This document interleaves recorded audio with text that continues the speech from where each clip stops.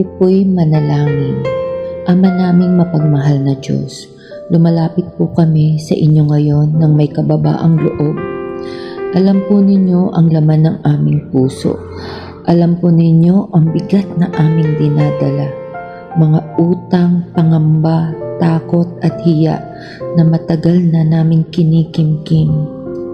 Panginoon, patawad po. Patawad po kung minsan nawawalan kami ng pag-asa. Patawad po kung napanghihinaan kami ng loob. At pakiramdam namin pabigat na kami sa aming pamilya. Patawad po kung may mga desisyon kami nagawa na ngayon ay pinagsisisihan na namin. Pero Lord, sa kabila ng lahat, nandito pa rin kami, lumalapit sa inyo, humihingi ng tulong dahil alam naming ikaw ang Diyos ng mga himala. Ama, nakikita po ninyo ang bawat luha na walang nakakaalam. Naririnig po ninyo ang bawat tahimik na panalangin na binubulong namin tuwing gabi.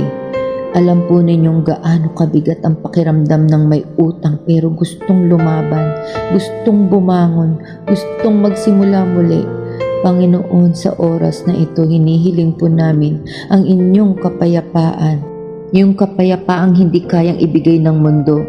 Tanggalin po ninyo ang sobrang takot, ang anxiety, ang pagkabagabag sa aming isipan at puso.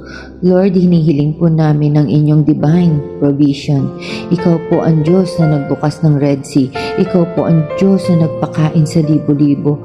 Kahit kakaunti lang ang meron, naniniwala po kami na kaya nyo rin magbukas ng daan kung saan tila wala ng pag-asa.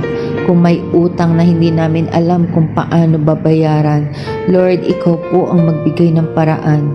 Kung may pintuan na kailangan buksan, ikaw po ang magbukas. Kung may pusong kailangan lumambot, ikaw po ang humipo.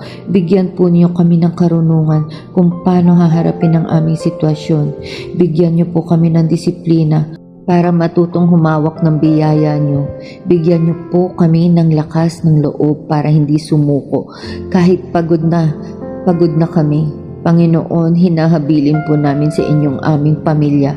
Ayaw po namin maging pabigat. Gusto po namin maging pagpapala. Tulungan niyo po kami makabangon, hindi lang para sa sarili namin, kundi para sa mga mahal namin sa buhay. Lord, pinipili po namin magtiwala, pinipili po namin maniwala na ang problemang ito ay hindi katapusan, kundi simula ng bagong kwento. Kwento ng pagbangon, kwento ng biyaya, kwento ng patunay na inyong kapangyarihan. At ngayon, Panginoon, tinatanggap